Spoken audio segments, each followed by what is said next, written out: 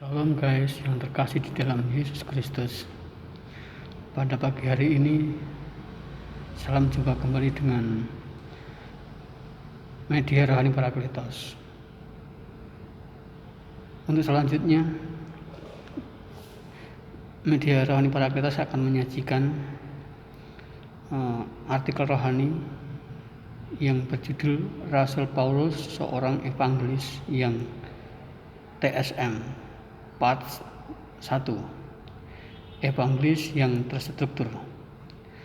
Untuk melaksanakan amanat agung Kristus dari sejak hidupnya para rasul sampai dengan sekarang ini, bahkan sampai dengan selama-lamanya, tidak akan pernah mudah. Setiap era mempunyai tingkat kesulitannya sendiri, baik itu yang ringan maupun yang sangat berat.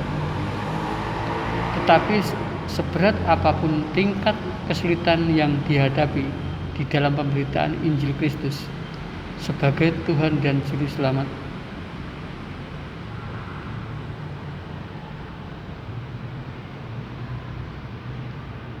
Ia akan memberikan pertolongan dan keberhasilan dan tidak akan membiarkan sampai tergeletak. Kita akan melihat sesuatu yang tidak mungkin bagi manusia tetapi mungkin bagi Allah. Hal itu yang terjadi dengan Saulus. Siapa dia dan bagaimana sepak terjangnya pada waktu itu? Saulus berasal dari Tarsus, tepatnya di Kilikia, daerah Turki pada saat ini. Saulus dilahirkan oleh orang tua Yahudi yang berkewarganegaraan Romawi. Ia memperoleh ilmu dan pengetahuan tentang kitab suci bangsa Israel di bawah Rabi Guru Besar Gamaliel. Karya terbesar Saulus setelah dia menyelesaikan studinya bersama Guru Besar Gamaliel adalah ikut mendalangi dan ikut menangkap dan mengeksekusi Stefanus, salah seorang pengikut jalan Tuhan, sampai mati dirajam dengan batu. Namun sebelumnya Saulus juga memimpin untuk menghancurkan gereja dan memasuki rumah ibadah dan rumah-rumah orang yang menjadi pengikut Kristus untuk dijebloskan ke dalam penjara. Dia pada waktu itu sangat kejam, sebab yang ditangkap dan dipenjarakan bukan hanya yang laki-laki saja, tetapi juga yang perempuan. Di samping itu, dia juga berasal dari golongan Farisi yang ikut melakukan penganiayaan para jemaat atau pengikut Kristus. Setelah Saulus bertobat dan berganti nama menjadi Paulus, dipanggil menjadi rasul khususnya di tengah-tengah bangsa-bangsa bukan Yahudi. Dia melakukan perjalanan untuk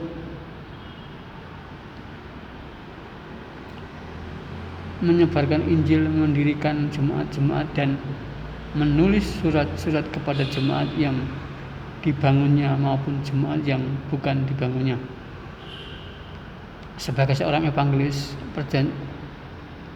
atau penginjil, Rasul Paulus adalah seorang penginjil yang sangat aktif, kreatif dan progresif dan bahkan revolusioner. Hal itu bisa dilihat dari kerja-kerja dalam melayani dan hasil yang diperoleh begitu luar biasa.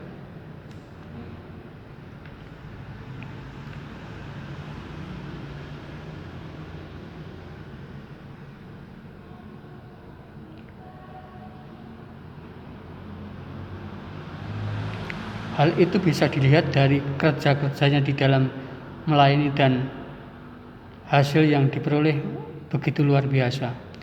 Di dalam kerja-kerjanya yang terstruktur, tersistematis dan masif. Apa itu terstruktur?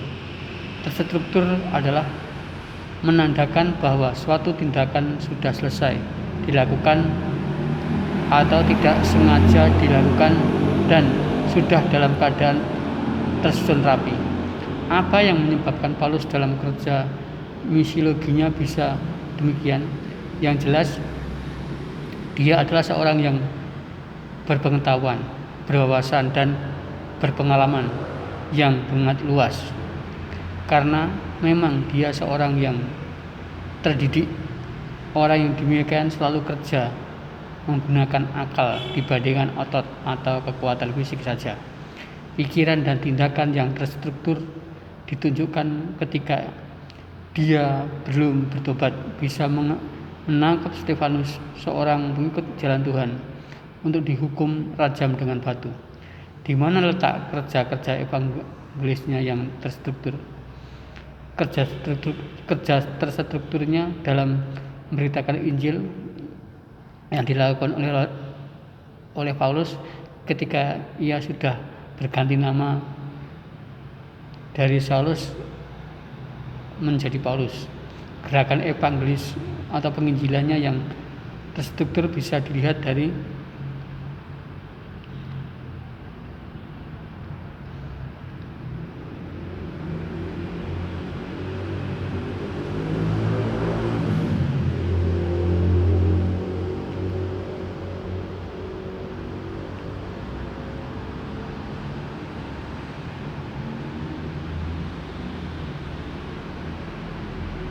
surat yang ditulisnya kepada jemaat baik yang ada di kota Roma, Korintus, Galatia, Efesus, Filipi, dan jemaat yang lainnya.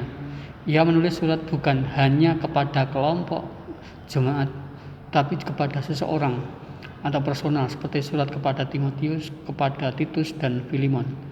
Dan surat tersebut sering mempunyai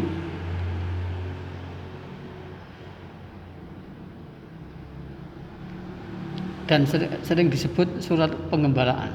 Apa yang dilakukan oleh Rasul Paulus sudah terkonsep dan dia sudah mempunyai master plan di dalam melakukan evangelisnya ke kota-kota yang sudah tertulis di atas. Hasil dari kerja-kerja yang terstruktur dari Rasul Paulus dapat dilihat dari hasilnya yang begitu luar biasa.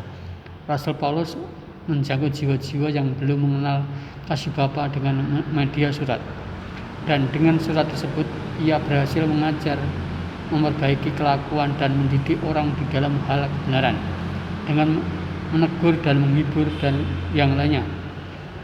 Oleh karena kerja-kerja yang terstruktur itulah, maka hasilnya pun sungguh sangat menggembirakan dan sangat memuaskan. Dan supaya berhasil di dalam melakukan kerja-kerja evangelis, maka harus terkonsep dan terencana dengan baik. Kita harus yakin dan percaya bahwa Roh Kudus akan membimbing dan menolong kita.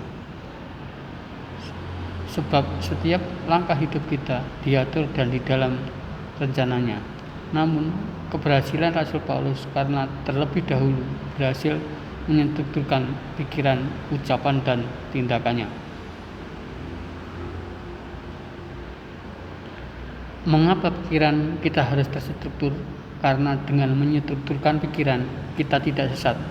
Pikir, seorang akan tahu yang mana kebutuhan dan yang mana keinginan.